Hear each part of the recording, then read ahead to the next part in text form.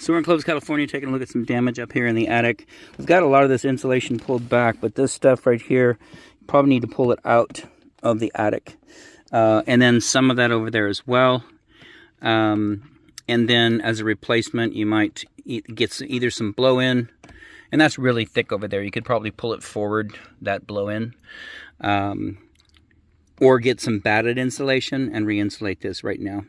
But what you can see right now, you can see the bottom of this truss. Right here, it's connected. This is where all the damage is. You can see you've got rodent droppings, you've got black mold, and it's saturated. The insulation is currently dripping right now down into the bathroom. And this side, we just came in here and just barely touched this area right here. And look where it's at now. It's separated from that truss a good, I don't know, 3 inches. And so we don't want to disturb it right now. We'll clean it up when we get done. What we wanted to do is get this pipe repaired. And so what you had is an old mana block. And I don't think we've got it up in the attic. Christian, yep. Is that mana block up here? Yeah, it's... it was right behind you, but I think we buried it. Okay, it's right here.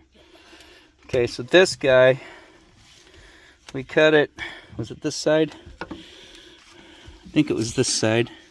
It was that side. Was it, which side? It was flipped, so it went the other way. So it was this side? Yep. So this side right here, right on top, you'll see like a little indent. Sorry, it's not focusing on it right now, but right there, that little brownish slit, that's where it was spraying. We did take a video of it, and so we can see that, and the reason why, this all had to be cut out. We can't replace this because we try and cut that ring and cut the pipe off there and we damage it, then we're done. And we want to leave them enough to test this. They want to be able to come in and cap off both ends, pressurize it and see that it's leaking, and then hopefully they'll cover this under warranty. But we are going to keep this for you and then get with Uponor and figure out what's going on. As a replacement, we just went with straight T's. The mana blocks we've had troubles with in the past. Right where that 1 inch connects, they split. Can't tell you why, and it's on the hot side. So this is the second one in this home. And of course we do this, you know, as a living, and we run into this with the mana blocks all the time. They're just, they're failing. So anyways, we started back over here. The 1 inch is cut out. You got brand new 1 inch right there. Sorry about the light. Let me see if I can get you some light. You got 1 inch right here, coupling over just to a new straight 1x1 by half T. Another 1x1 by half T. 1x1 by 3/4 T. So all the lines are tied back in. You can see the couplings down there where the lines came out. We're going to put some straps on this, and then we're going to turn the water back on here, and we're going to wait about 10-15 minutes, let it sit, and then we're going to get this strapped, turn the water back on, check for any further leaks. Then we got to try and start cleaning up the bathroom, and then anything else right here, you can see it's ready to fall through, but we don't want to take the whole ceiling down. But all of this needs to be replaced. It's saturated, it's got mold growing, it's got rat droppings on it, and so that's a health issue. But anyways, so we're going to take a video of this. Outside of that, this installation is done. So last part of the video, or maybe another part, I'm not sure. What we wanted to do is uncover a lot of this insulation to see how far the damage is. But you can see from the previous one, there's all the damage right there. There's the big hole. It's separated. If you look back down in there, you can see the drywall is way down. And that's right over the tub.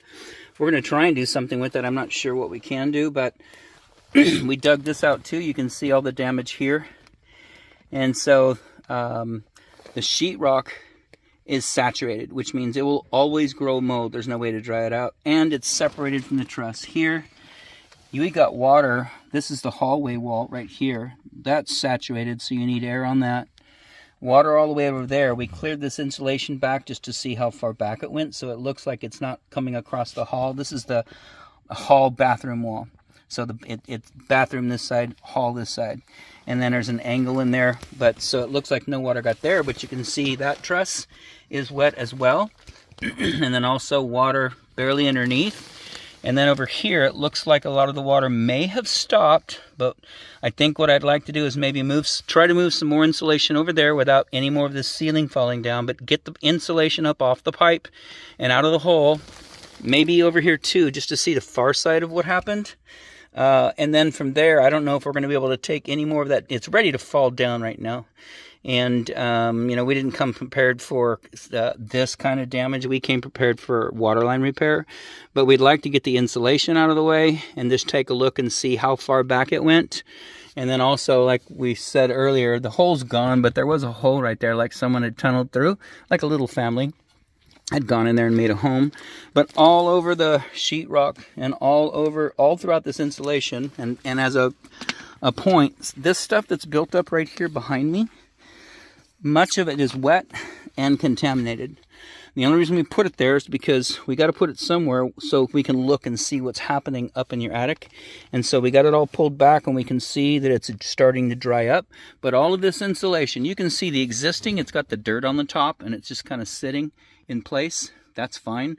All this stuff that looks white and then it's mixed in with all kinds of debris and other insulation and rat poop, and it's soaked. You can see that's wet.